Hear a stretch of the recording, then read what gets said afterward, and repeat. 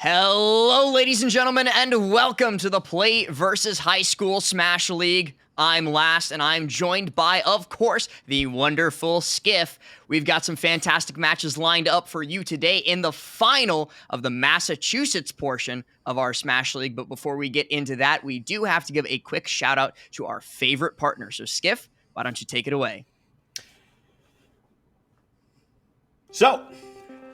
Big ol' shout out to ePlex, your local esports and virtual reality complex featuring the Clutch Snack Bar. You can play, train, and compete in tournaments and leagues for all ages and all skill levels. ePlex offers memberships, gaming lock-ins, and launch parties for new games.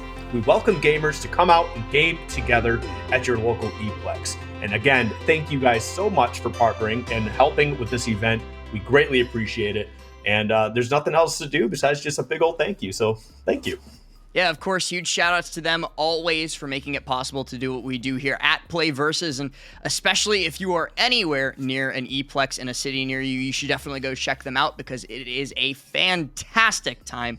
I know I myself chilled out in their VR lounge. I played a bunch of Beat Saber. It was really, really fun. So definitely something to check out if you're in the area. But speaking of stuff to check out, Skiff, we have some Smash Bros. Ultimate High School League action, and this is a little bit of an interesting format if you're not really familiar with how this league works. So let's talk about it real quick, right?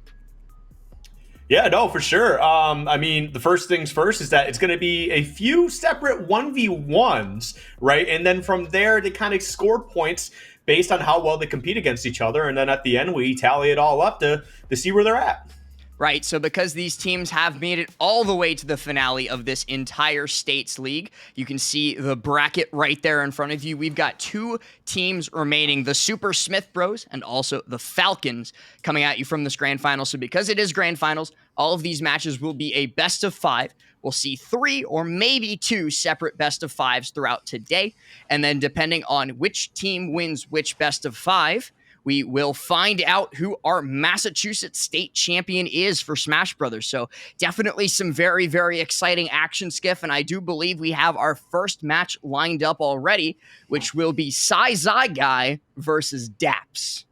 Okay, well, this should be pretty interesting. I believe it's going to, they say Falcon guys, so I'd like to take a little bit of a shot in the dark here and say we might be seeing some Captain Falcon gameplay coming out around here. But I am curious about Super Smith Bros, if they happen to be part of Smith Vocational, because that'd be really interesting, because that was a team when I was in, because I'm actually from Massachusetts, so when I was playing basketball, we used to have some battles with them every once in a while on the court, so it would be very interesting, a little bit of a callback for me, a little bit of nostalgia going on there, but yeah, no, that would be pretty cool. I'm excited to see the level of gameplay we're going to be coming out here to see. Obviously, Massachusetts, pretty well regarded for some of its Smash Bros. Talent currently. I mean, they arguably have about 3 to 4 of top 50 players in the world it could be, justified as, but we'll see how these guys are, playing, see how if they could raise their level to the next level as it is, and see if they can get it going here today.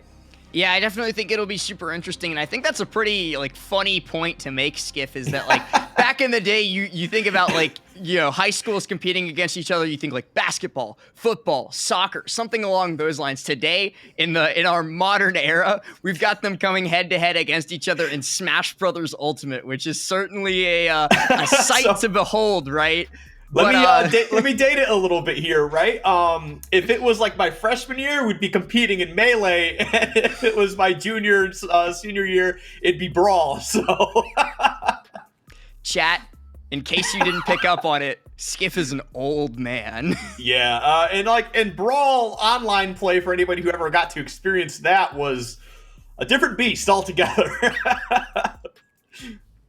But yeah. Either way, though, it does look like we are ready to get into our first match. And, okay, so we've got Syzygy playing Min Min, which is not what I was expecting to see coming out already. But Daps has already gone off to the races, just putting a ton of shield pressure right on top of Min Min. And especially after the most recent nerfs, that's how you have to play this matchup. Don't give her room to breathe.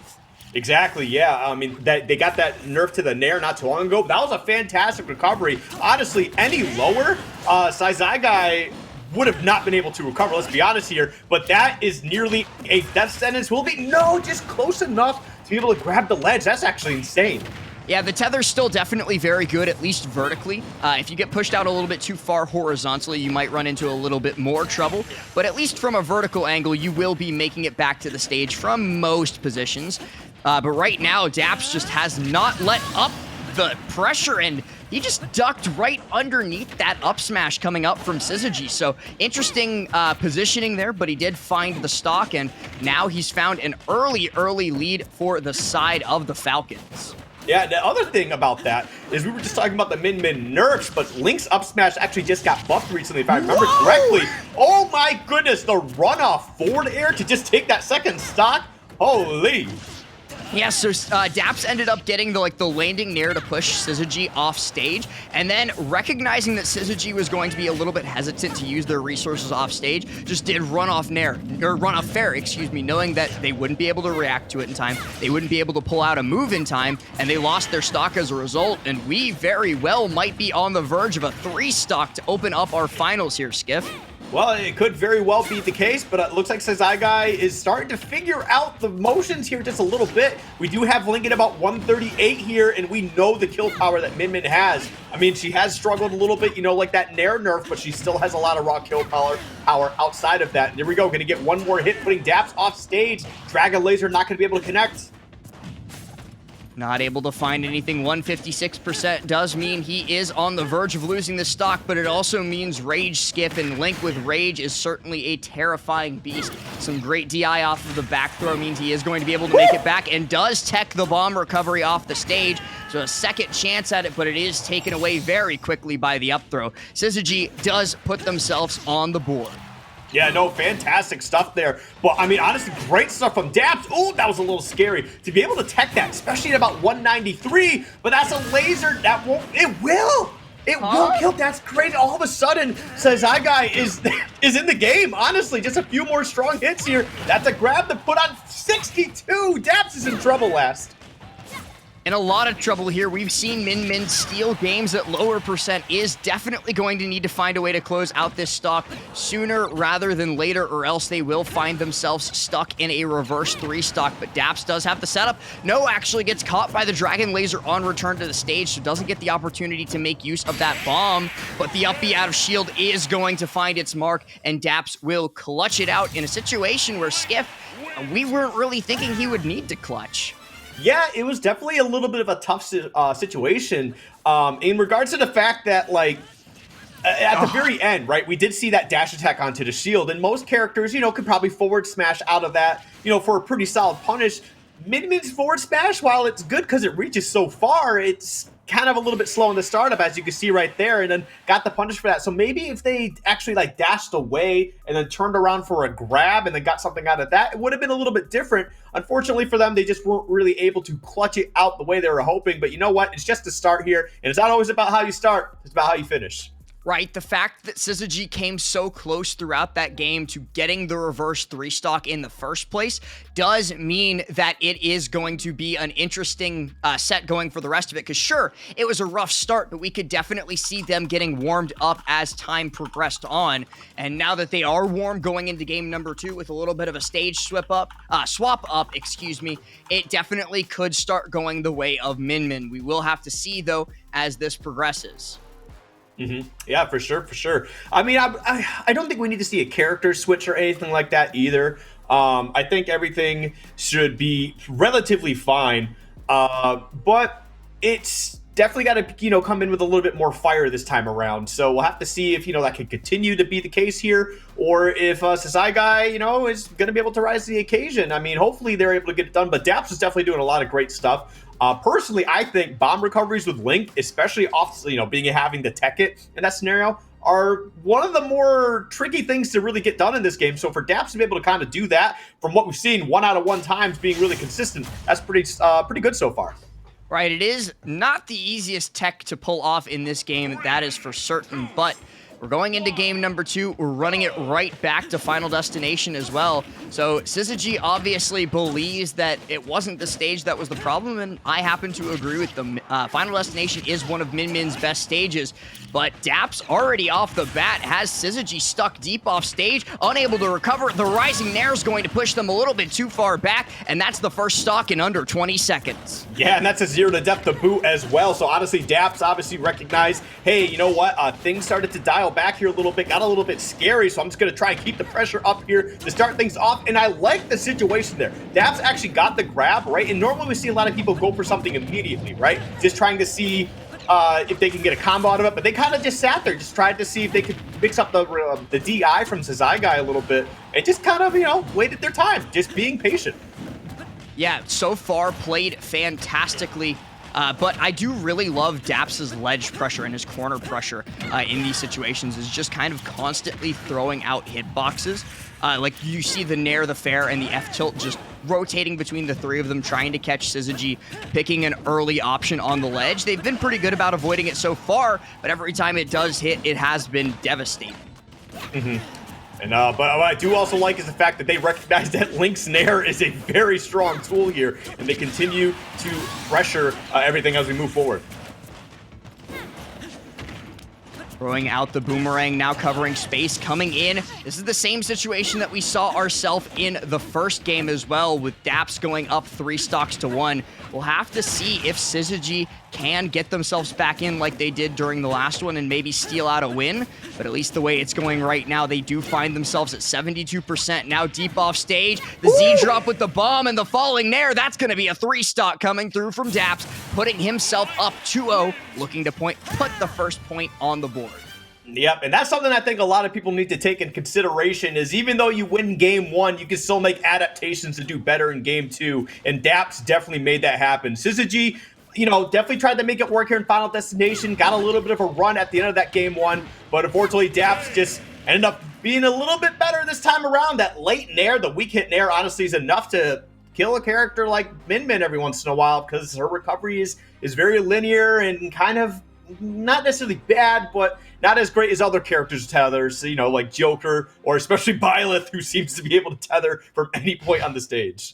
Right, so in those situations, it's not really about doing all the knockback in the world or doing all the damage out in the world. It's about throwing out a long-lasting, lingering hitbox, just like Link's Rising or Falling Nair, so that you can cover space. And once that space is covered, it's kind of just game over for a character like Min, because they're just blocked out of their perfect recovery route, and they can't make it back to the stage. They can't get back up on, and that is going to be it for the game. A 3 stock coming through from Daps definitely makes Falcons look really, really good going into the rest of this. Now, Syzygy does have one more shot at it. They have one more chance at the title, one more chance to make the reverse 3-0 in this situation, put a point on the board for Super Smith Bros instead. But starting out on Kalos, we see the same song and dance of Syzygy being stuck on the ledge, or maybe not. There we go.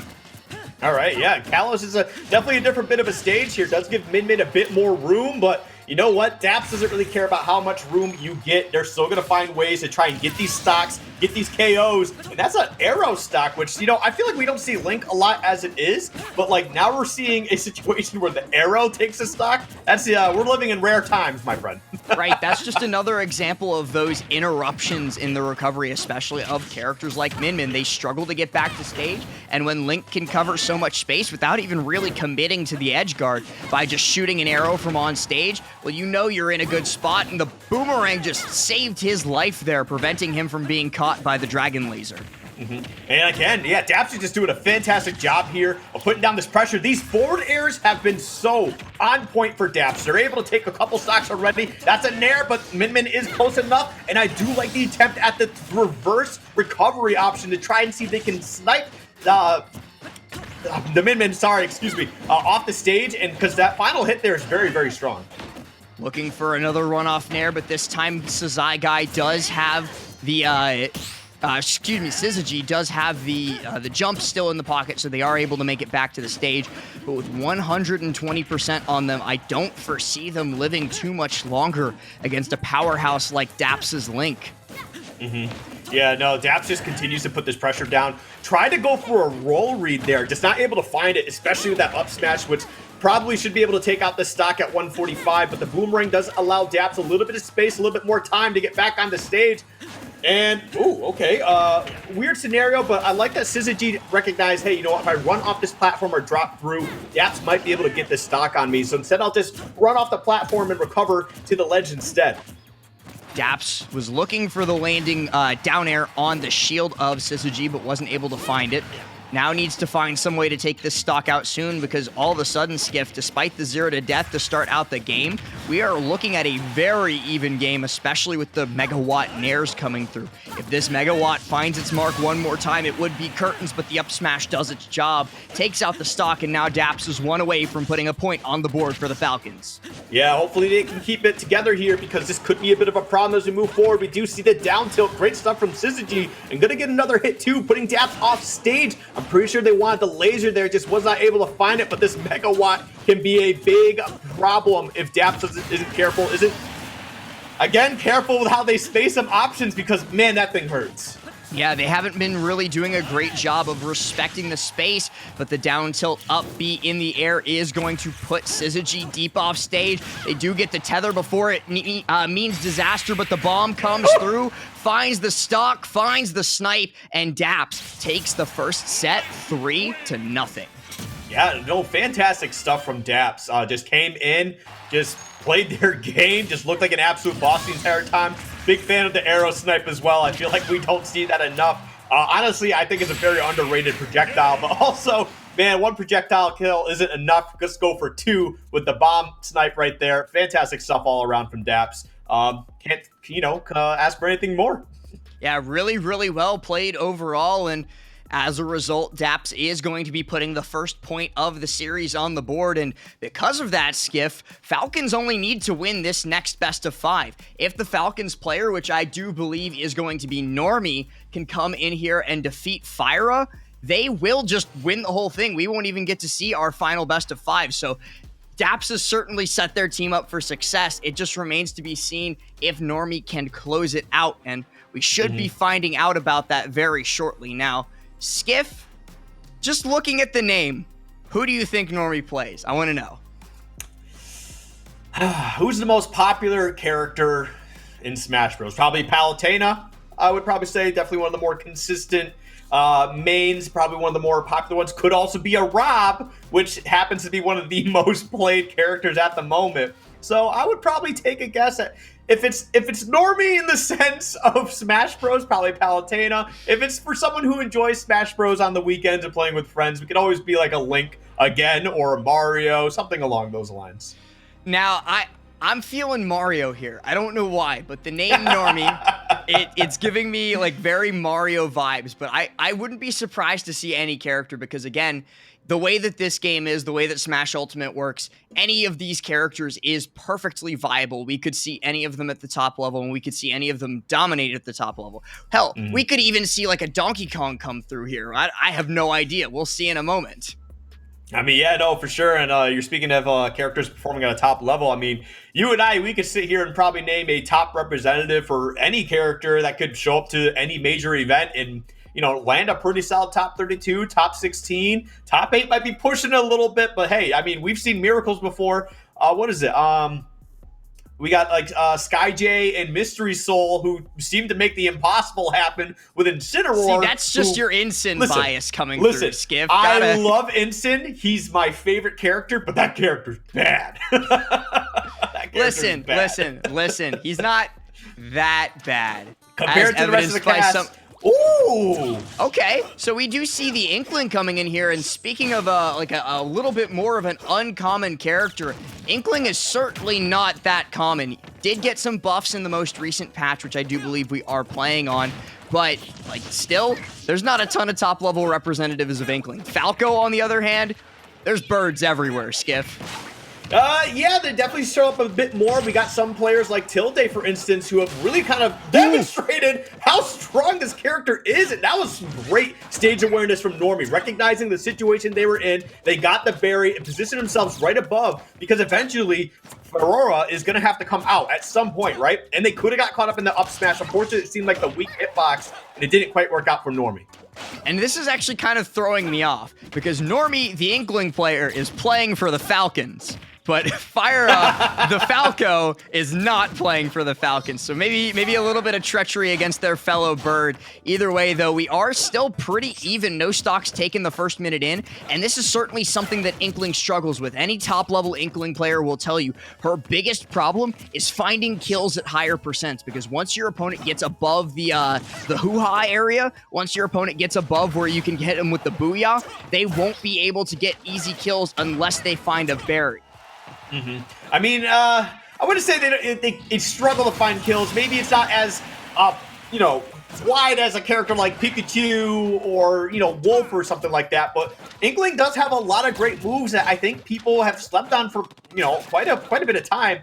And honestly, I don't think she really needed these buffs, I'm going to be honest with you. But we know that discussion. We can have that discussion another time. But right now, we do got to hand it up to Normie, who's playing fantastic here. That's another thing to keep in mind is that Inkling has a fantastic recovery, right? If you're going to knock this Inkling out, you basically got to make sure you're going to take that stock straight up. That back throw almost doing the job, but unfortunately for them, he's going to find another way back. Normie's got another chance to keep this stock going here, try to build up as much damage as possible. Yeah, I do want to give a lot of credit towards Fyra, though, in this situation because they're doing a really good job of spacing with the lasers, and they're using those lasers from the blaster as a great tool to create disruptions in how Normie is trying to play their game, but they are going to get caught by up throw, no up air to follow it. Instead, their landing gets beat out by F smash, and we very well might see a 180% Inkling take another stock before Fyra manages to find this first one. Hey, listen, sometimes it's all about how well you can survive, and unfortunately for Normie, they're not going to be able to get it there. We're going to see that Falco Nair close that up, but a berry into the up smash will take a stock right back. We got Normie in a fantastic position to be able to take as much advantage as possible here. I mean, that's a lot of extra credit to be going into this final stock. Going in here, both of them just being a little bit patient. Neither one of them wants to be the first to approach and make a mistake, and I love that Nair out of disadvantage coming through from Fyra. Does not want to get caught by up throw, up air, and the combo that follows from it, so just throws out a hitbox of their own, a fast hitbox of their own, making sure that Normie cannot create that space that he wants. Well, there we go. I do like the forward air leading into... All right. I think Normie got footstooled. Oh, yeah, no, I saw the footstool animation come through. They just... That's certainly one way to take a stock. Okay, Fyra. Yeah, no, seriously, it is a bit unfortunate. Sometimes footstools aren't necessarily on purpose, but you know what? A stock is a stock, and we take those. And one of the things, the reason why I wasn't sure is because Falco's jumps already go so high vertically. I wasn't entirely sure what the situation was there, but hey, we'll definitely take that. 30% now, and the damage just continues to build up. 61% goes for the forward air, not going to be able to find it. The landing back air from Normie, though, is going to allow them to create a little bit of space on the stage, but they immediately give up stage control again, searching for an easy KO option. They keep going for this roller, but Fyra has done a great job so far of avoiding all of that, making sure that they're not caught by an early KO. I mean, it definitely helps that Falco has a laser to disrupt the roller, right? But also just can stay in the air for quite a long time, so the grounded roller doesn't seem to do too much to Falco. They definitely have an easy time avoiding that, especially some fantastic aerials to be able to land on it. Oh, but you know what? Oh no, what? He didn't cancel. That's so unfortunate for him. Messes up the cancel on the roller and thus gives Fyra a second chance, a second lease on life here. On the stage, the dash attack comes through and they take the opportunity to charge up a little bit more ink. Cancel the roller early. That would have been curtains. Yeah, for sure. Maybe they got a little bit hesitant because they messed up the roller cancel. Last time, goes for it again. And oh my god, you run into the shield. And Fyra is just sitting there waiting, gets the shield, gets the up tilt, which will always follow right into that back air. Fantastic stuff to be able to bring that all the way back. Honestly, great stuff from Fyra here. Now, I just really want to see that replay on what we think was the footstool kill. I think it's this one right here. So let's see. It's laser, then the landing hitbox affair. Yep, that was a footstool. Wow, okay. Yeah, you know what? It's a bit unfortunate, but you know what? That is one of the ways that you can edge guard Inkling, who is kind of widely regarded as a pretty difficult character to edge guard. So honestly, just great stuff altogether from Faroa to be able to kind of bunker down and get their game plan into motion so they can take a game like that. Absolutely. They played perfectly throughout that first match. And then, excuse me.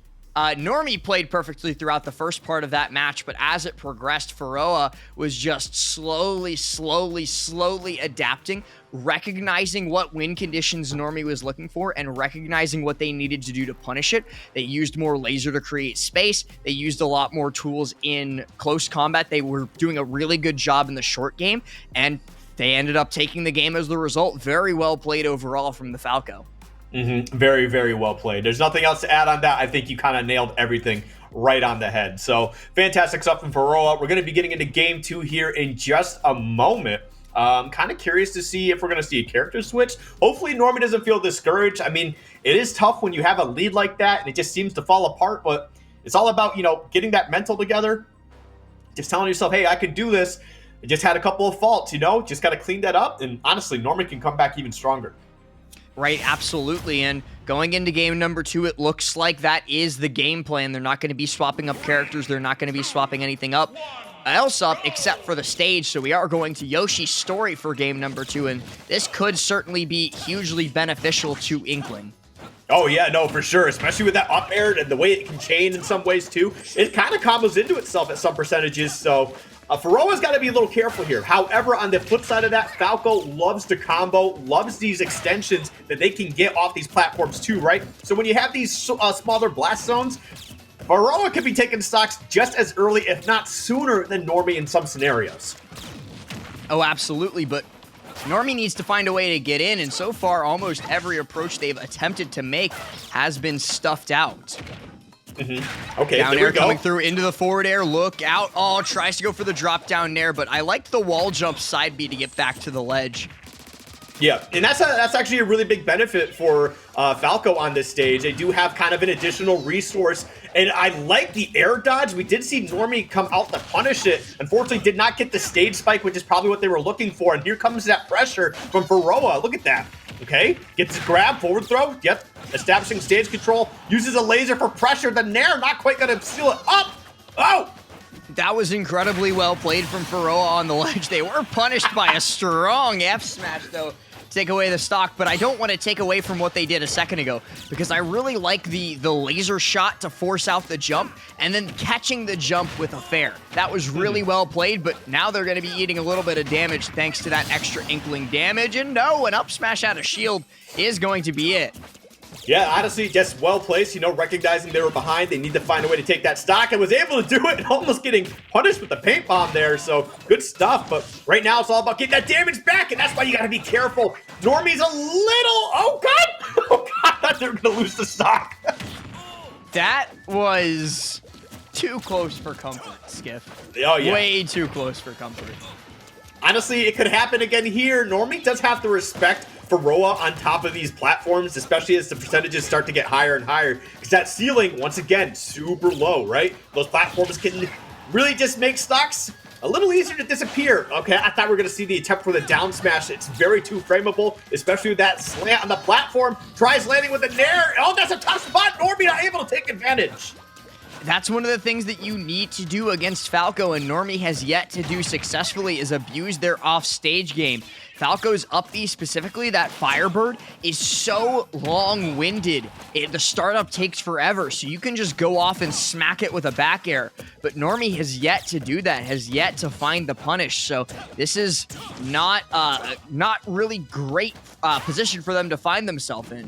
And then we can see that Faroa is starting to take a little bit more time, right? Trying to bait out a rushed option from Normie here. As you can see, like, they're just going for some empty jumps, which honestly, I feel like more people need to use. So Faroa doing some fantastic stuff. Normie does look like they are in a little bit of trouble. A forward air, the late hit won't quite take the stock. And that's the second time we've seen them attempt the falling nair. This could be bad news. Wall jump, they do. Wow, what a fantastic recovery. But still no punish off stage from Normie. They are going to be able to get the berry into the F smash there to take out the stock, but it was a little bit of an unnecessary extra step. Faroa spent so long down there below the stage. That was just a free run off bear for the stock, and Normie didn't take the opportunity. You are right. They do need to try and find a way to be a bit more consistent with that. However, they've still been getting their punishes as Feroa gets back on stage. So as long as you're able to get it, that's great. But you could be doing so much better. You are correct. But we'll see if Feroa here can find a way to turn this around. Normie, again, in familiar position that we saw not too long ago in game 1.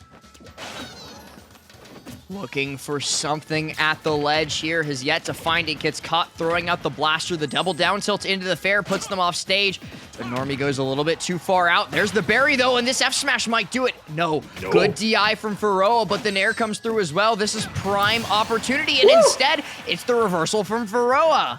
And I know Feroa here has got a little bit of rage, and honestly, an opening or two could be all they need to take this W, which would be a little unfortunate. That just kind of puts that damper on the Normie's, mental at that point, because like, hey, they've taken 2 games from me now, but I'm up 2 stocks to 1. What am I supposed to do here? And again, it's like we mentioned before, it's not about how you start, it's about how you finish. And thankfully, Normie will be able to get the strong finish this time around with the up throw into the up air. Fantastic stuff. What a piece at the moment. Really, really well played, especially at the end from Normie, like you mentioned, with that up throw up air to take out the stock. That Booyah does a little bit too much work on Yoshi's at times, but yeah, look at this. Falco's recovery, it's so linear, it's so long-winded at the startup that you have a whole 5 minutes to go get breakfast and then come back and still run off and hit it like Normie did in that clip right there. So especially against a competent Falco player, that's really the weakness that you're going to be able to exploit against them, is finding them mid-recovery and going out there and punishing them. No, you are absolutely correct. I mean, Normie definitely cleaned a lot of things up there, despite spraying ink all over the place. They did a fantastic job. So honestly, we're going to have to see if they can find a way to continue that momentum to game 3. Feroa's still doing some pretty solid things. I mean, also has some stuff to clean up as well. It seems like there's a couple instances where they got some rolling habits that I feel like Normie could be exploiting just a little bit more, especially when it seems like Feroa's in the advantage state. When Normie's on the ledge, Feroa just seems to be rolling. I don't know if they're just trying to get something to happen, but I feel like they could clean that up a little bit more. You could be putting some more pressure out there. Right. Both players definitely have some very, very strong suits. And actually for both of them, it's their punish game. Both of them have very, very strong advantage state and very, very strong punish. They do need, they do have a couple openings in terms of neutral that neither one of them is really covering up or taking advantage of. So coming into this game number 3, I would like to see maybe one or the other start to abuse some of those habits, but we'll have to see as we get into it on Smashville. Okay, interesting choice. This is actually a pretty solid stage for Falco, but I feel like Inkling can cover so much here with the roller, right? And honestly, the Ink Bomb as well can definitely cover a lot of space on either side of the platform. A lot of this is going to come down to defensive play, I think, underneath the platform as well. You can control so much space on either side here, right? And then Falco, like that, can just dash right in after shooting a laser, forcing Normie to take some more defensive options. Gets the landing forward air that time. So I feel like Feroa definitely had a smart choice going to this stage. Absolutely. I think that this, if I'm not mistaken, isn't this where we started our set on Smashville as well? I forget. I'm pretty sure this is where we started out as well, so a good choice from Feroa to take us back here. But it also seems that Normie may have found their stride a little bit, found a little bit more confidence, despite a slight choke in game number 1. Game 2 is a whole lot more comfortable. Oh, yeah, for sure, for sure. And as we see the attempt to try and build up some more damage there, Feroa not super successful in finding the up air to go with it, but a nice grab out of the shield, okay. Goes for the empty hops. I do really like Feroa's empty hops. It definitely is a great mix-up option. So their mix-up game, their punish game is really on point. It's just a matter of just pushing that advantage a little bit more. This jab could do... Oh, wait, never mind. Yeah, not going to be able to find it there. It just throws out the raw F-smash, throws out the raw roller, and finds the berry F-smash to be able to take the stock. That was certainly interesting. Oh, yeah, it was definitely a little bit of a scuffed situation. But here we go, got 135 on Normie. This could be bad news. Gets the landing there into the forward tilt immediately. That was super clean from Feroa, and they got the forward smash to close out the stock as it is. Honestly, a great turnaround at the moment and a great combo game to get things started here in the second stock. Throws out that crash bomb, though, is going to find a little bit of extra percent. Gets the grab up throw as well. now has the lead, now has control of the stage. Pharoah definitely needs to find something here. Well, looks like that something is probably going to be a whole bunch of lasers. Yeah, it is a little disruption tool right now. I do like the forward air drag down into the down tilt. That down tilt, honestly, a very underrated tool for Falco. But usually when it gets thrown out there, it's a nice combo starter for some. And at higher percentages, it will take stock. So Pharoah is starting to figure out a nice little pace, starting to slow things down here, which I feel like Falco thrives in so well. Gets the dash attack in, though, and now has Pharoah stuck off stage again. This is a huge punish opportunity, especially with catching that jump. Doesn't quite catch it the second time. Normie had the right idea, and doesn't even matter because the Barry F smash comes through yet again. Can we see another skiff? Maybe. Oh! We're going to see it evened up. Pharoah's got some great talent here with Falco. I'm actually very impressed with some of the ways that they've been able to find these combos. Their patience for mix-ups is absolutely huge, right? But Normie still continues to be just a little bit more consistent so far, but we'll see if they can find a way to get this final game. Look at this, Pharoah all of a sudden starting to pop off. Pharoah handed the controller to Tilde or something like that because these combos are insane. Yeah, just starting to figure it out a little bit. It seems like they start to get a hang of the pace that Normie's been trying to set, like just adapting to the situation here, and they're getting some strong punishes, some strong combo games. Look at this now, 76%. If we get another up tilt at the ledge, which Normie seems to be falling into quite often, we can see a backer to absolutely close it out. Uh-oh. This is going to be the up throw, though, into the up air. A good air dodge comes through from Normie, but they're still unable to find a space on the ground. Great frame trap coming through from Pharoah to connect with that dash attack, but the up smash out of shield a little bit ill-advised. They're going to be caught by the Barry for that, but no F smash on the get up. Normie was looking to close it all out there. I do want to see Pharoah answer some of these ink bombs with the shine. I mean, you do have that reflector to use, but I feel like they're not going for it. But you know what? That's fine. You're going to get that shield on the roller once again for the up smash to take the stock. Beautifully played. Yeah, I'm not really sure what the idea there was from Normie. They got punished, I think, every single time they went for that side B on the shield. Pharoah really wasn't like hesitating at all to punish those rollers in on the shield throughout the course of that game. And if you see right here, they just run in and do it, get up smashed for it. So well played from Pharoah. Yeah, no, honestly, Pharoah definitely found a way to turn it up to another level in that game 3, which honestly you want to be able to do. So you have that game advantage going into the potential final game here. Again, fantastic stuff to Pharoah, but Normie has been pretty consistent basically all 3 games so far. We'll have to see if they can find a way to turn this around one more time. I don't know what stage we're going to be going to. Perhaps back to Yoshi's? I couldn't say for sure. We are waiting on the information from our lovely people on the back end to let us know where they have banned to. We should be finding out in just a moment, but I think Yoshi's is a solid pick here. I also think we could be seeing a little bit more Kalos, but I think the correct answer here is as little space as possible while also having platforms. So the first ban is actually going to be Yoshi's. They also get rid of Battlefield. Okay. So there go the 2 tri-plats. And I think Pharoah definitely recognizing the same thing that I was just about to point out, that Inkling likes platform extensions on her combos. Yeah, honestly, that's excuse me. That's really good recognition from Pharoah, just kind of recognizing how much of a problem that game on Yoshi's was, and just saying, you know what, I'll go a step further, make sure the other triplat isn't there. So now we're going to see where we're going to end up going now. I mean, we still have other stages with platforms such as Town and City, maybe a small battlefield to come into play here. Could always run it back to Smashville, but it seems like that seems to work out for Falco a little bit too well at the moment. Well, and I would probably advise... Smashville was working out really well for Normie at the start. At the start, it was working out really well, and then it seemed that Pharoah just found their stride, found their confidence behind their shield, and that's when Smashville stopped working out. So I think if maybe Normie takes us back to Smashville and starts mixing in a couple grabs along the lines, because I don't think we saw too many grabs outside of just raw neutral. We just saw a little bit too much confidence coming through from Pharoah inside of their shield, but for the first time today, we're going to be seeing PS2. I'm very excited to see this stage, actually. I feel like it's a little weird. We haven't seen it yet so far. I'm getting scared. We'll see what happens, man. Honestly, really good neutral stage, especially for both of these characters, right? They can both find ways to secure stocks at relatively decent percentages for both their combos. I mean, we've been seeing Normie go for a lot of the rollers to be able to get the forward smash or up smash. So it worked decently well here. However, with all the extra room, we've been seeing Faroa kind of dial it back a little bit, you know, shoot some of those lasers to try and disrupt any of the offensive plan that Normie's going for. Have to see if they can find a way to keep that going here.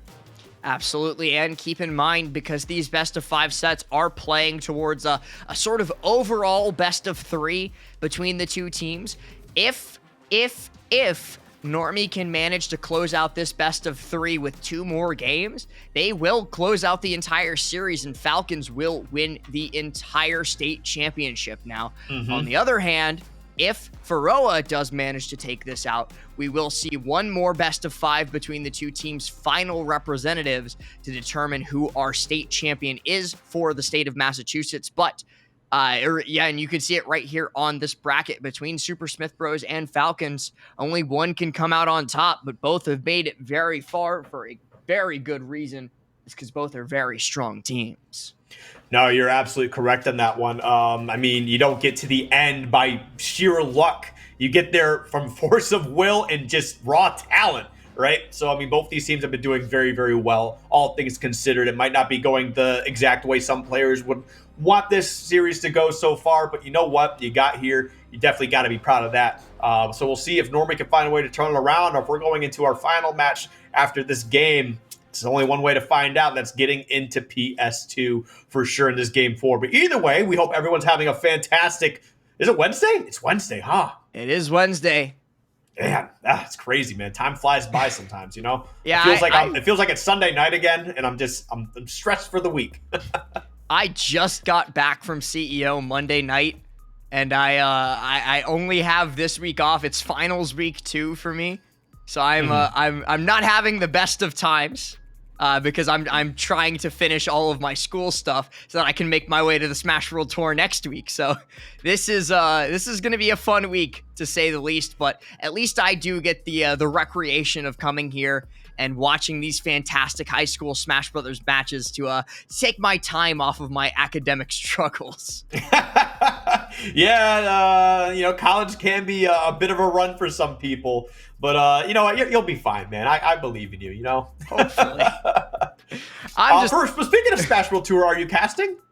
No, I will not be casting. I'll be there doing other things like organization behind the scenes, a lot of the bracketology for it. But a lot of really, really good people are going to be on the desk and behind the mic. And it's still sure to be a great time. Hey, honestly, just being a part of that definitely goes to show how much you've grown, man. I'm proud of you. That's the only time I'll ever say it is publicly in front of all these people. But I'm clipping it. Hey, I got that one clip where you say I'm the best. I'm better than all the rest. So, I mean, you can have that one. All right, but speaking of better than all the rest, we are getting into our final game to determine which one of these two players is better than all the rest. And it seems like we might have had a slight miscommunication, because this is not PS2. This is Final Destination.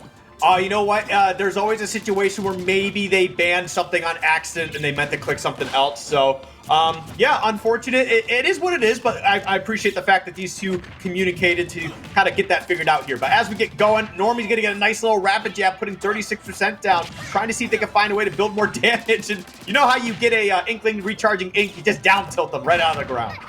Absolutely, but speaking of, well, strong hits, Normie still goes for that roller on shield, still gets up smashed for it. It is going to be a strong start from Fiora here, looking to close this out, but they do just get smacked by an F smash there. That hurts.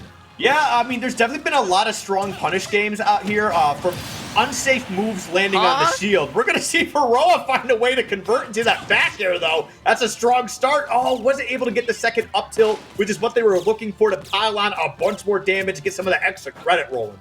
Yeah, but good stuff from Normie to be able to hold out an air dodge out there to escape, and all right. Oh, the weak hit. That was such a weird trade, and then it ended up with the weak hit of F smash there. Like, everything went wrong. Yeah, it was definitely a little bit of a rough scenario here, but I do like the fact that Normie has been getting some of these rollers, right? They're not afraid to throw it out. but they do need to be a little bit more careful when they're throwing it out because they are telegraphing a little bit. And again, you and I, we've seen quite a few strong punishes from Feroa, and this is going to continue here. That's a big up tilt. The back air, not going to be able to take the stock, but 79% is huge. Uh-oh. Speaking of huge, the damage just does not stop. The hits just do not stop from Feroa. They find the back air there, and now all of a sudden they are up 3 stocks to 1. Yeah, it's definitely a bit of a rough situation here for Normie. They've got to find something to get going here. We saw Feroa opt for not going for a shield grab, and I think tried to get like a down air stage spike so they could get a combo out of that, but a great down smash punish from Normie. Gonna be able to take that first stock off the board. Sometimes that's all you need to get that engine running. Yeah, they are able to get at least one on the board, and like you said, 1 stock is how a reverse 3 stock gets started. Looking to make use of the ink splatter there to get some extra damage on. And almost finds the back air out of the berry mash. A little bit too late on the timing, so Feroa is able to escape. That was actually a really, really well done too, especially being able to get that roller out just in time to be able to trade with that. That was huge for Normie. Unfortunately, just wasn't able to get the stock like they would want. There's that roller again, though. You got to be a little more careful. Got to find a way to catch them off guard a bit more because you're just taking a lot of unnecessary damage for that. Speaking of unnecessary damage, these lasers just keep coming through, and Normie has yet to find a way to deal with them over the course of these 4 games. Yeah, I mean, the thing is, that's interesting about those is that the dash attack from Inkling can actually go right underneath those lasers. So I don't know if Normie's just not super confident in that, isn't aware, but I feel like there's definitely a few more stronger options they could be going for. But it seems like they might be a little frustrated. I hope that's not the case. That's a huge forward smash to get something started, almost getting an ink bomb sniped, and the back there as well, just barely missing out on it. Yeah, not able to close out the stock there. Oh, but they do get the up smash out of the spot dodge. Very well placed by Normie. We see Feroa on the offensive. They're trying to close this out. And it looks like we're getting a little bit of the reverse that we saw not too long ago, where we had Feroa up 2 stocks to 1. And seemingly going to be able to close it out. Maybe Normie has something a little, a little deeper in the gas tank. Try and find a way to turn this around. That's a landing forward air. Is going to get things started, putting them off stage. What's going to happen last? They're trying to find their way back into it, but Normie has yet to find any hit whatsoever on this 3rd stock, and Fiora is more than comfortable just hanging back, firing those lasers, building up damage, and making sure that their next straight hit will be the decider. But hang on, down tilt, no down smash to follow it. They continue to just kind of dance around here. Normie's just honestly fighting for their life at the moment. I mean, also just... That's going to be it. Never mind. And we're going to see a game 4 to close it all out 3-1 in Feroa's favor, keeping the Super Smith Bros locked in here for at least one more game, but it all comes down to this next one. What did you like about this game, West? I really liked how Feroa was patient throughout the ending of that. Like, even when Normie started to make that comeback, even when Normie started to put the pressure on, they weren't panicking. They weren't looking for committal kill options. They weren't looking for anything along those lines. Instead, they hung back. They were patient, and they played their game of just getting those slow pokes, using those lasers, until eventually Normie did give them the opportunity to find the KO.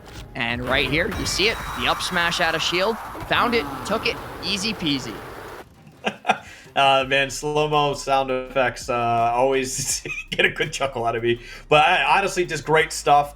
Yeah, I think you definitely hit it on the head there. Feroa, just after that game 1, they did pretty well, be able to turn that around. Game 2 was a little wonky, but games 3 and 4, Feroa just recognized the situation that they were in, right? They started to dial it back a little bit, just kind of let Normie play their game, and then get some strong punishes out of it. And it just kept going. So honestly, great adaptations from Feroa to be able to take that W, keeping their team still in this at the moment. So we've got, again, one more match to get underway here. I don't know what our next players are going to be. It's going to be Fluffy versus Idaten. I think that is how you pronounce that name. Fluffy, okay. Pretty obvious there. And Idaten. Idaten. Fluffy. You know what? There's no way, right? But is this Fluffy the Yoshi player? No. this can't be right. We're not going to see like an actually nationally ranked player coming in here. Fluffy isn't nationally ranked. WWR. Oh, WWR. Okay. Yeah, that is Fluffy from Massachusetts? I have no idea. Oh, I don't know. This could get bad, Skiff. If this is the Fluffy we're thinking of, this could be scary. Hang on here. Hang on. If it is Fluffy the Yoshi player, I'm trying to do a little bit of research here. Give me a sec. Yeah, this could be some bad news here for Idaten. But you know what? This wouldn't be the first time we've seen a situation like this where a player comes out. We're like, oh, this guy. Like, remember Pokelam? Pokelam in the Cruise League. Oh yeah. So this certainly could be an interesting turn of events once we get ready to get into this. We're confirming our players right now. We're confirming our stages. It looks like we are going to be starting out on PS2 and Skiff. I'm itching for it. It's been too long without a PS2 game. I'm not used to going this long without seeing Pokemon Stadium. Yeah, we got faked out at that one point, but hey, you know what? We'll see where it goes from here. And, oh man, I just want to see if this is the Fluffy that we know. If I see that pink Yoshi, there's no way, right?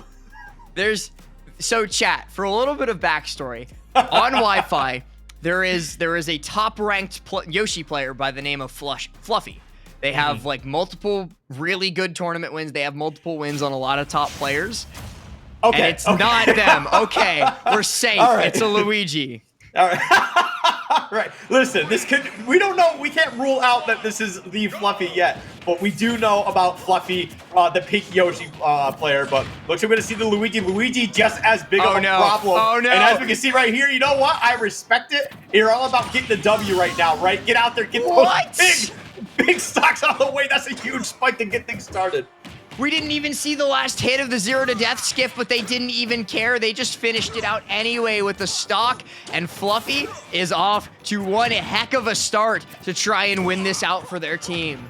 And I do like the fact that the Falcons are trying to finish this out with their Falcon player, Idaten. But we'll see if Fluffy has anything to say about that. See if they can put a little bit of a damper down onto the Falcon player here. They've already off to a hot start, right? Like you mentioned, missing this 0 to death, but being able to get a huge stock of that spike. And now Luigi in a really compromised spot here. Can they find a way back? Oh, no! We see a downward spike right back, but throwing the stock away. That's so unfortunate. Idaten going a little bit too low, trying to confirm the stock and ending up losing their life in the process. That is certainly an unfortunate way to go out, and they just got grabbed at 0, Skiff. Is that it? That is it. Listen, I respect the fact that Fluffies is willing to come in here and just do their thing, man. They're here to get these W's and get out, and if it takes a 0 to death to do it, they're gonna go for it. I wanna 1, 2, 3, 4. Oh, misses that one, but doesn't even care about it. Just gets the down tilt run off into the dare. Take it out. Wow. Technically a 0 to death. I'm gonna be honest with you there. They had the 7% before, and then they traded, right? But like, if it's a trade, but you get the stock, I kind of count it. That's just me. Right here, man. This was so unfortunate. Oh. That's one way to start off game number 1 of our finale. Yeah, I want to see it again. Hang on, let's get the slow-mo. And bye-bye. Yep. And it's that one sweet spot at the very startup. Honestly, Idaten's going to have to take in mind, not just a 0 to death option that Luigi has, but if they get, like, Fluffy decides to be a little bit more creative, we could see some of those 70 to 80% combos, right? You and I have seen those quite a few times. And if you get a little too crazy and you start landing on Fluffy's shield, you can still throw out that up special to take out some pretty big stocks. We'll see if they're going to be able to keep that up or go to Yoshi's, which I'm not sure how I feel about it. Falcon does well here, right? You do have the smaller blast zones. You can combo like crazy off the platforms, and you do give them the walls for that little bit of extra recovery, which can be very exploitable like we saw in that first stock. We'll see if Idaten can find a way to turn this around. Yeah, it's definitely not out of the realm of possibility, but they're literally playing against an active landmine in these situations. They have to be so careful. Don't get grabbed. Don't put direct pressure on the shield, but I like this start. We see the sweet spot knee, and now they're chasing deep off stage, looking for the stomp. Ooh, I like the spot dodge into the Falcon dive. It's a got to keep in mind it's a command grab. So, oh, and a down smash charging it as well. I think that Fluffy's only real option there was to actually jump, because you either get up on stage, right? You shield, or you roll behind and you lose the stock. So either way, they were kind of trapped, and they didn't go for the correct option. So great stuff from Edaten, especially being able to answer back after that game 1. Yeah, fantastically played first stock, and they're actually circle camping with Captain Falcon. I've never seen this character play like this. I'm impressed. Listen, no, I'm Falcon, impressed. Yeah, no, Falcon can play like this. It's just that you and I know every Falcon's like, yo, check out my stomp knee, and that's what they want to go for, and I feel that. But you know what? Falcon's got a lot of mobility, very fast, can move around platforms super well. So honestly, I like the fact to see that we're seeing a little bit of a different style here. Yeah, no, very well played so far in this game from Edaten. And this is the exact opposite scenario of our first game. We now have Edaten up 3 stocks to 1. I feel like Fluffy could be doing a little bit better here. Like, for instance, you do have that tornado. I feel like you could be trading a little bit more. I mean, you might just need to try and gather some data for this game, because to turn this around is going to be a little tough. But if anybody can do it, it is Luigi. Right, like there's always that possibility of just 3 grabs, right? Right. But hopefully Edaten has also realized that, and that's why he's playing so evasively until Fluffy makes a commitment. And then as soon as Fluffy makes that commitment, that's when he's going kind of ham. Yeah, Fluffy does seem a little bit lost here. I don't think they were expecting this type of gameplay from Falcon or Edaten. So it's definitely a little bit tough here. But, oh, we saw them go. I think they were trying to pull the up special over the back air out of shield. Great stuff. Falcon kick out of shield now has Fluffy stuck deep off stage, going to be looking for the stomp. Gets the wall jump though and makes it back to stage just okay. Man, this is tough. Yeah, okay. I thought we were going to definitely see the down air connect. You can definitely see Edaten's willing to throw one away to be able to close it out. They still get the strong 3 stock for that game 2. And it looks like we could go the distance here. A little bit of back and forth between these two. 3 in a row, Skiff. 3 neutral get up Falcon kicks in a row. That's how we saw that final stock go down. Hey, that was if it ain't certainly broke, don't interesting. fix it. Yeah, Fluffy did start off to a hot start. They definitely seemed very, very confused when it came to the triplat. So I expect if they do win next game, they'll probably ban triplats to try and keep Captain Falcon as contained as possible. You know, try to opt for the smaller stages as they can. We'll see what Fluffy's options are, but right now they've got the counter pick, so we're going to have to see how Edaten rises to the occasion. It is going to be super interesting to see, because especially now going into Smashville for our 3rd stage, they're not going to have that triplat layout to be able to circle camp throughout. They're not going to be able to play that stay away from me game that they just did in the previous one. So it's going to be really interesting to see how that shapes up, because I'm certainly interested to see how Edaten adapts to this new layout, or if it's just going to be a repeat of the first game. That would also be kind of funny though, if like we just go back and forth 3 stalking each other game to game. Yeah, listen, I'd be down for that. Just 2 players taking turns styling on each other, you know? And sometimes those are some of the most hype moments in Smash Bros. And we still got a lot of Smash Bros left for today. So let's see what happens here. But we're going to get started off with that huge combo. Only getting 60. Only 60. Speaking of only 60, only 40 coming out of a combo from Edaten. You know what? But that's almost like a thing that's common to say. Oh, they only have a 40% combo? This character's bad, you know? Yeah, sure. That's what it is, Skiff. Hey, listen, in this game, everybody's got a 20 to 30 or 40, you know? All right, but anyway, these two definitely trying to get some big hits on each other, dancing around, trying to kind of get this tango going here. Going to see a trade, and all of a sudden Fluffy's at the ledge. Tough spot to be in. You got to stop trying to land for that downer. I know that Edaten is trying to get that down air spike off the ledge after that invincibility runs out, but Fluffy was very patient and got a huge punish out of that. Right, especially out of shield. That Luigi sweet spot up B is so strong, and are you dead? No! Fluffy dropped it. Fluffy's the one who made a mistake in that situation.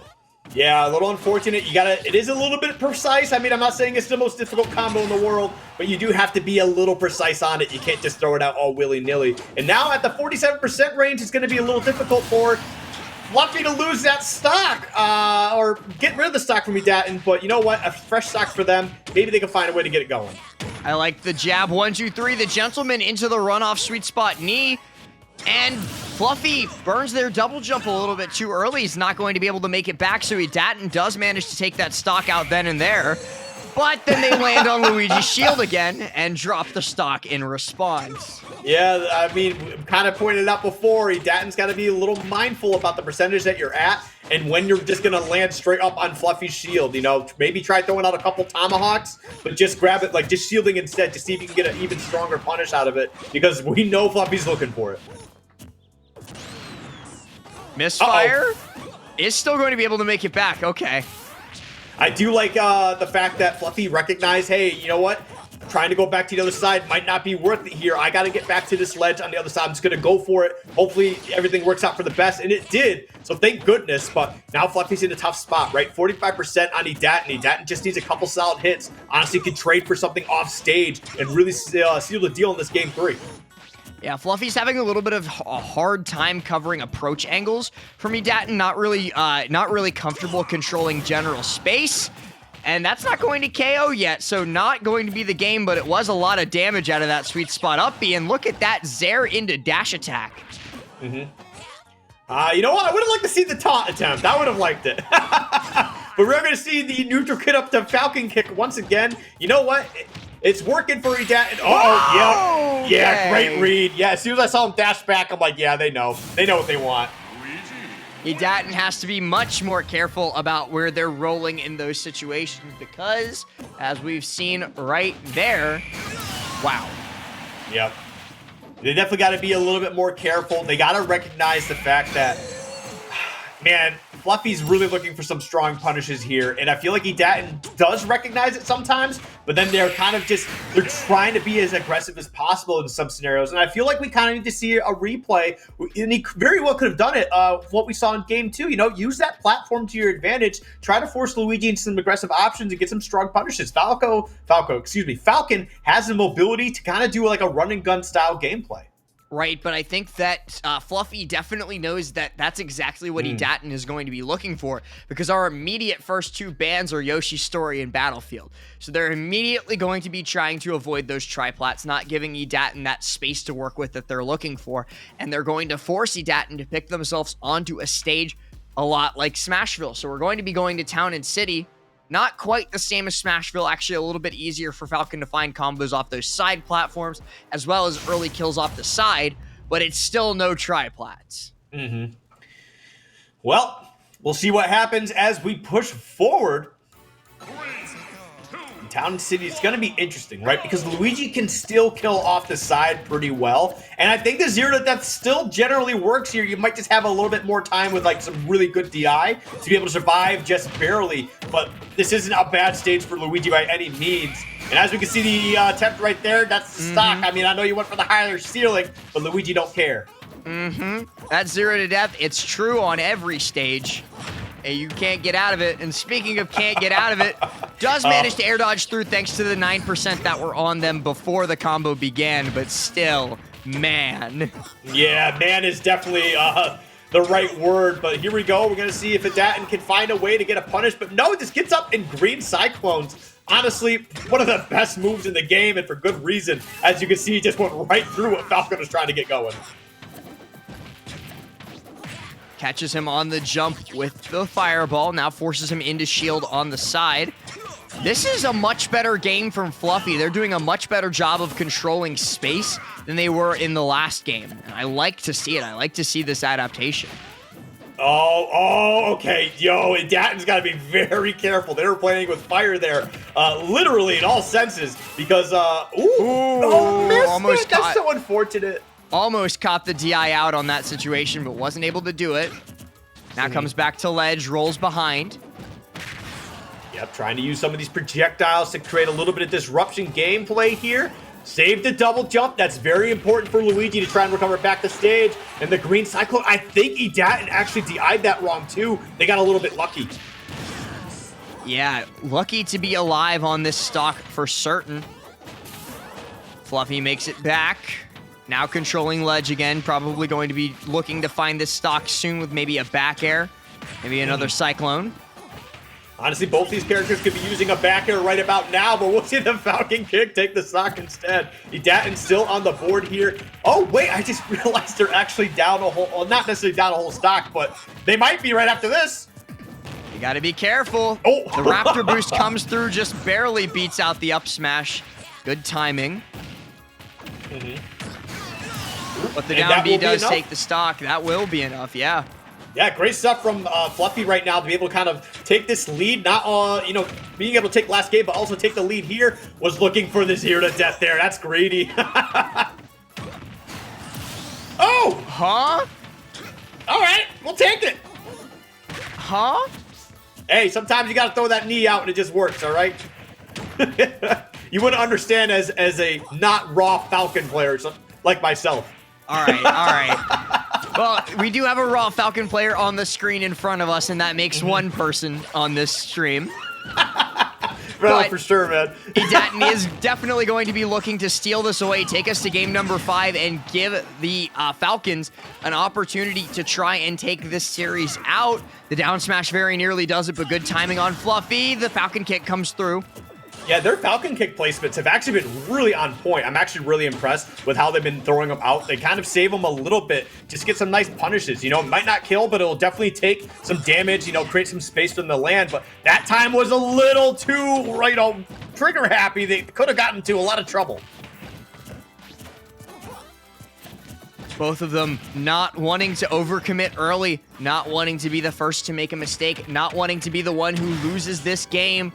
Back throw not going to be nearly enough, but the misfire! Oh no! Oh no! Okay, Fluffy does still make it back. Great recovery, but the Falcon, the Falcon dive comes through, the up B comes through, and the command grab comes through. They find the game and bring us to game number 5. That was a fantastic little bit of pressure at the end there from Edatin. Just, you know, jumping around. We know they've been jumping a lot. We know that they, you know, Falcons got some great aerials and stuff like that. But they just kind of keep them in shield, right? We definitely probably knew that Fluffy was going to be looking for that up special, right? And so Edatin kind of landed there and said, hey, I got one for you, but mine also kind of command grabs from a few feet away for some reason. That Falcon dive is... It's a move to be feared. It's very, very good at applying pressure in the corner because you can't shield. It'll grab you through the shield. You can't jump. It'll grab you through the jump. Can't really do much except get out of dodge because that Falcon dive is coming for you.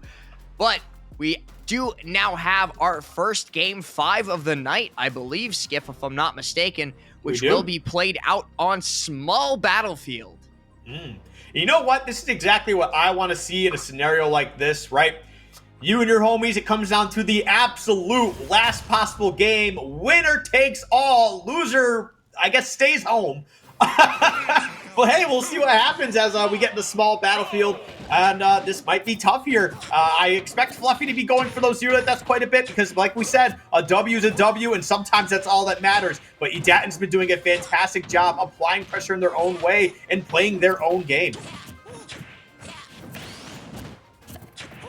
Finding space on the platform. Edatin kind of going back to how they were playing during the Yoshi's game. Just trying to create as much space as possible, but on small battlefield, it's really not all that easy, and Fluffy knows it, so doing a lot of really great damage early on. Okay, ooh, it gets that fireball. There we go. That's going to be huge. Going for the Cyclone. Great DI, though, going to be able to stay alive.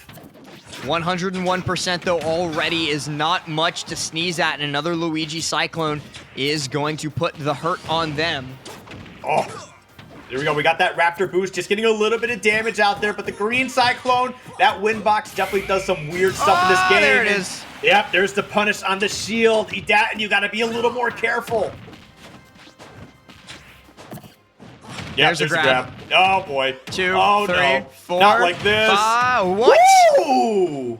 Recognizing that Edatin was holding out and going to fall out of the combo anyway, Fluffy goes for the extra grab into the down B extension and then continues the combo? What is this? This is actually a really clean string so far from Fluffy. That was like 121% straight, unanswered. Beautifully played from Fluffy so far. And just continuing to put this pressure down. Edatin might be a little bit flustered at this point. Okay, A little here bit we of go. a shield party. They're just holding hands and shield, chilling out for a second. Hey, sometimes, you know, both players are disrespecting their opponent and what they're capable of doing. You got to be careful with that Cyclone. Sometimes you just got to let Luigi do their thing because it's not worth the trade sometimes. Ooh. The Nair 1 pop-out is also something that Fluffy needs to be careful of, because if he's not careful of it, Edatin can combo that Nair 1 into a knee, but the up smash comes through, and now Fluffy leads 3 stocks to 1. That was actually, the up smash got the Raptor dive just in time. We actually saw the startup for Edatin, and it just didn't work out. Is this it? 3, Could this be 4, it last? 5. Oh! It is it, Skiff. Fluffy takes it with a 3 stock in game number 5, thanks to the Luigi 0 to death. Oh, man. You know, we were talking about, oh, is this the Yoshi Fluffy? Hey, move over. We got Fluffy the Luigi coming out here with a 3 stock when it mattered most, taking the victory home for their team. Fantastically played by, what team? Oh, man, it's the Super Smith Bros, excuse me. Wow. You were so focused on Captain Falcon playing for the Falcons. And listen, you're right. I just wanted to make sure I had the right team. I didn't want to thank the Falcons if, you know, the Super Smith Bros were the correct winners, and they are. So, honestly, great stuff from all of them. Was it Syzygy? Who was the third player? Fyra, and then also Fluffy taking it out. That's right. Very well played overall from all of them. Super Smith Bros are your state champion for Massachusetts, and very well earned at the end of the day. It went all the way the distance to Game 5 of Series number 3, so you can't say that they didn't earn it. Huge congratulations to them. Yeah, honestly, fantastic stuff. All players played really, really well today. And hopefully we were able to give them a little bit of something to pay attention to maybe try to clean up some of their stuff. I think there's a lot of potential with all 6 players that we saw today. And I'm glad we got to see all 6 players because there was some really excellent stuff. And again, congratulations to Super Smith Bros for winning today. Absolutely. But without further ado, that is going to do it for us today here at PlayVS for the High School Smash Brothers Ultimate League. So thank you all so very much for watching. I've been Last. This has been Skiff, and we will see you next week.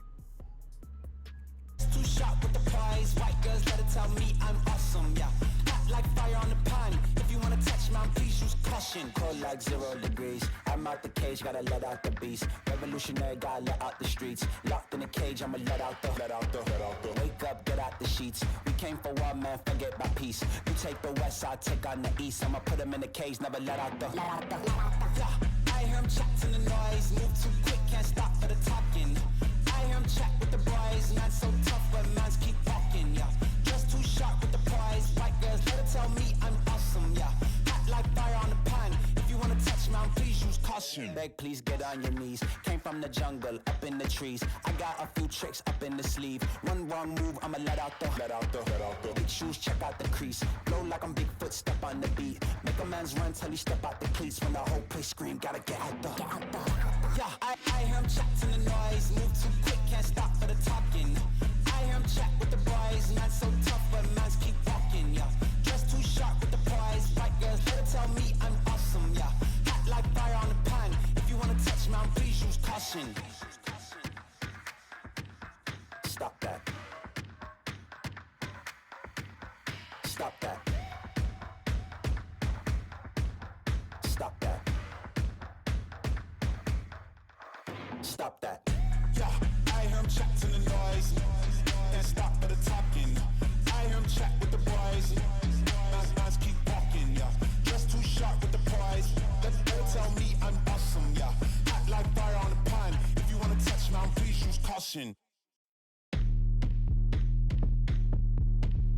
Stop that. Stop that. Stop that. Stop that. I hear him chat to the noise. Move too quick, can't stop for the talking. I hear him chat with the boys. Man so tough, but mans keep walking. Just too sharp with the prize. White girls, let her tell me I'm awesome. Yeah, hot like fire on the pan. If you wanna touch me, please use caution. Cold like 0 degrees. I'm out the cage. cage, gotta let out the beast. Revolutionary, gotta let out the streets. Locked in a cage, I'ma let out the.